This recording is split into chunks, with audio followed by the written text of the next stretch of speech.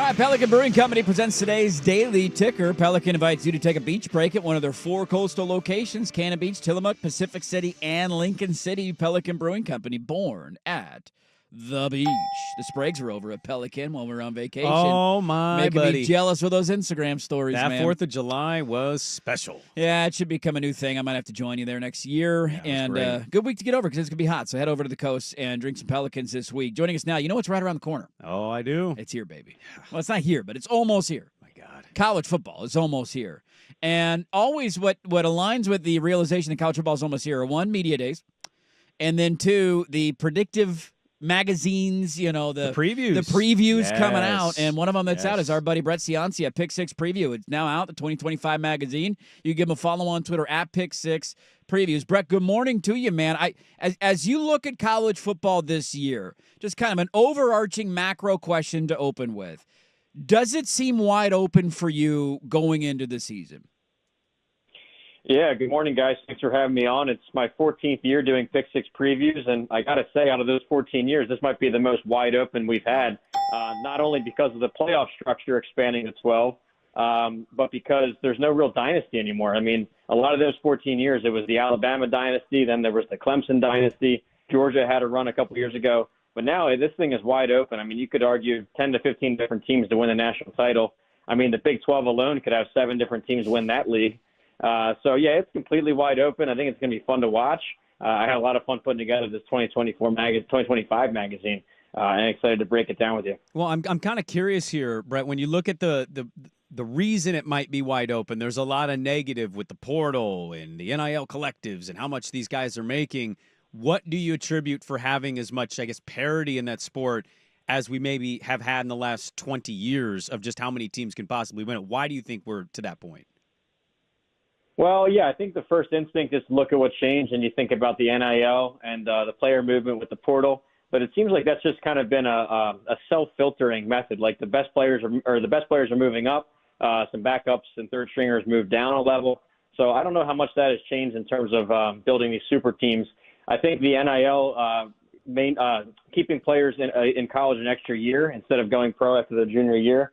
You saw what Ohio State did. They brought a lot of potential pro players back to Columbus last year instead of opting for the draft. Penn State did it this year. A lot of potential pro players are coming back. So I think the NIL getting guys back on campus for a 5th final season is big. But also, I mean, I think we should attribute a little bit to Nick Saban himself. I mean, he had such a dynasty on that conference and on the sport, #1 recruiter every single year. It just seems like without the Saban Alabama, it just cracks it wide open where now you can have teams make a run, even if it's 1 or 2 years.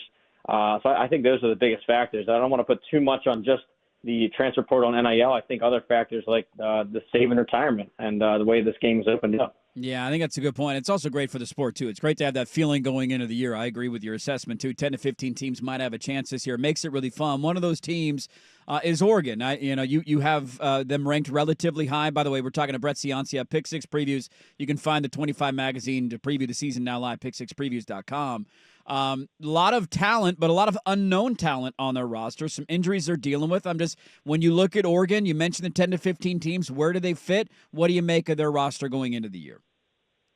Yeah, well, I put this in the book that Oregon is my pick to win the national championship in 2026. I think they're 1 year off. I really think that next year. Dude. Ow. Right, you should have got me seen so my co-host. excited He there went for a to moment. Oregon, and you said they're my pick to It's win. And he's like, a little too early in the morning. Yeah. No, but for real, I mean, you look at this roster, it is so stacked. You got to give credit to Dan Lanning, the way that he's been able to acquire all this talent. If you do it per player average, it was the #1 high school class and the #1 transfer portal class in the entire country. So when you go through this roster, it's 5 stars, it's top 100s at every position. The problem is it's just so many new starters, so much youth, that I do think this year will be a little bit of a growth year. And then next year, 2026, I mean, they should be the team to beat in all of college football, maybe along with Ohio State. So, I mean, I think the playoff runs through Eugene next year. And here's the thing, guys. In the old system, if you go 10-2, you're out. You're probably playing in like the Citrus Bowl or something.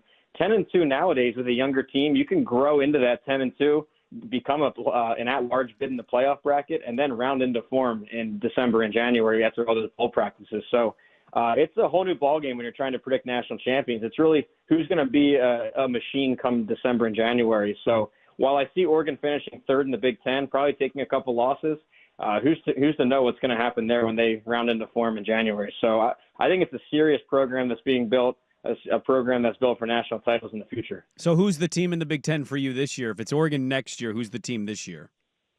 Yeah, this year I went with Penn State, and this is a team that's been close. They have this Ohio State problem where they outplay them or they play them to toss-ups and they lose them all. I think it's 9 out of the last 10. I'm based here in Pennsylvania, and I hear these Penn Staters all the time. They're so frustrated about it. It's on their mind 365 days a year. But no, I think that this year it is Penn State. They bring back Drew Aller. I know he had a bad performance against Notre Dame, and that's what everyone watched him. But the other 12 games he played was pretty solid. He's got a first-round grade. He's got 2 5-star running backs behind him. The offensive line is a strength with 4 all-conference guys returning. The defense was number 2 in the country for me last year. They bring a lot back. And here's the kicker, is that I love both their coordinators. They went out and got Jim Knowles, the genius defensive guy from Ohio State. And now Andy Kotelnicki, their offensive guy, is back for a second year. So, it's all pointing to Penn State this year for me because with Ohio State and Oregon, I see them each losing about 20 starters and really rounding up for 2026. So I think there's a little one-year window here for Penn State to do it. They're veteran, while the other 2 powers are a little bit new. So I'm going to go with Penn State as my pick to win the Big Ten. Yeah, we're talking with Brett Ciancia. Pick Six Previews. The preview magazine is now out. Pick6previews.com at Pick Six Previews. On Twitter, you can go give them a follow there. I'm curious, as we look at the Big Ten, it should be a fun conference race this year. I don't disagree with thinking Penn State is the favorite. They got a ton of talent back. Ohio State's always going to be good. Oregon's loaded as well, but a lot of youth. When you look at teams like USC and Washington, I'm just curious that you don't have to go incredibly in depth. I'm just like, where do you think they fit in? Like, big year for Lincoln Riley this year. Are we really just saying in year 4 it's okay to go 8-4? Like, imagine saying that when he was hired. And then up in Seattle, like, they think they found the next guy at quarterback who played at the end of the year as a freshman. He looked very good when he did play, but he's also undersized. Is he limited as a passer? I'm just curious how you see USC and Washington fitting into the Big Ten race. Yeah, well, I'm glad you picked these 2 because relative to the other publications and top 25 polls, I'm higher on both these 2, USC and Washington, than the others. I'm kind of a seller on Indiana, selling Illinois big time, and a seller on Michigan. So I'm buying Washington. I'm buying USC. First with USC, when you look at last year, they were a lot better than their record showed. They checked in at 7-5. I think it was 5 one-score losses. They were right there. I know you can't do the what-if game, but statistically, they looked a lot better than they were. Then they made some moves on defense. I like Lincoln Riley's role as a quarterback developer now. He's got his guy back, Maava. It's top 25, top 20 recruiting every year. I think their talent profile is solid. So I went with USC in the race for 4th place behind that upper tier we talked about. And then with Washington, another team that no one's talking about. It's like they're hidden. They're way off the radar, but I've got them right near my top 25. You get a second-year bonus with Jed Fish, and we saw what he built at Arizona with a lot less talent. In fact, he brought all the best players from Arizona with him up to Washington. He's got Jonah Coleman at running back, a couple defensive backs, and a linebacker he brought up with him that are all conference caliber guys. So I think a second-year coach bonus for them. Also with Washington, their schedule is a little bit more manageable this year. And I don't know if you guys touched on it, but the league schedules are so variable team to team and year to year, where they were slammed last year, but now they get 5 or 6 winnable games. And I think they're going to be a top 25 team this year. A lot of people are curious what Oregon State's going to be this year, and I think a lot of that hinges on the quarterback there, Brett. What is your take on Malik Murphy and what you saw from him last year as a passer at Duke? Duke had a nice season with him. He cashed in on that in the portal. I'm just curious what your takeaways were of Malik Murphy as a quarterback. Yeah, so Malik Murphy came in from Texas to Duke, and at Duke it was solid. It was kind of boom or bust. He actually set the Duke passing record for touchdowns in a season with 26. So that was a great high, but then also he was dead last passing the ball under pressure. A lot of that might have been the offensive line's fault, but still under pressure, the worst completion percentage in college football. So little boomer bust. He was great under the clutch, though, and in clutch moments he had a game winner, a run against NC State to win the game, and then also a walk-off pass against Wake Forest. So he's clutch in the fourth quarter. I think Oregon State got a great, experienced Power 4 starter.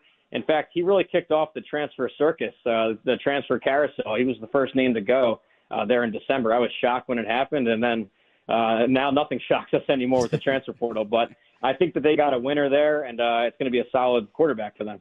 Yeah, last one for you, Brett. I'll just let you go on this one. When you look at the teams near the top of the sport, who's the one that you're looking at saying, a lot of people are high on them, I'm not quite buying it? And is there a team on the flip side of that, hey, why aren't they getting more consideration as a team that maybe could win the entire thing?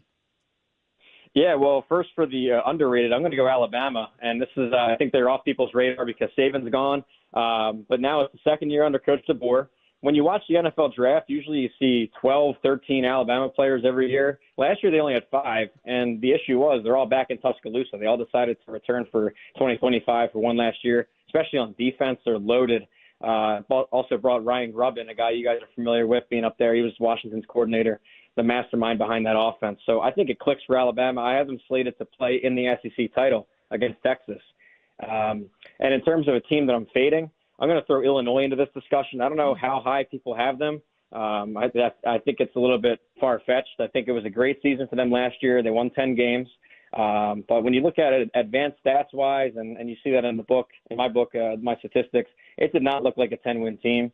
I got them checking in at 35th nationally and 9th in the Big Ten. So I'm way off of where the other national pundits have them. Interesting. Great stuff. Brett Ciancia, Pick Six Previews. College football season is almost here. Go to pick6previews.com. His 25 preview magazine is now live. Give him a follow on Twitter at Pick Six Previews. Thanks for the time, man. We appreciate it out here in Portland. Can't wait for the season to start, and let's do this again soon. Oh, thanks, guys. Anytime, and good luck this year. There you go. Brett Ciancia, Pick Six Previews. How's your team winning the Natty? Next year. That was a hell of a twist. Actually, it's funny you asked that. They're my pick to win the national championship. What? Nah. Oh. In 2026. Hey, I can wait one more year. I got one more year in me. What if you don't win the Natty and Washington beats you? That'd be pretty bad. That'd be a pretty bad year. Pretty down on that year.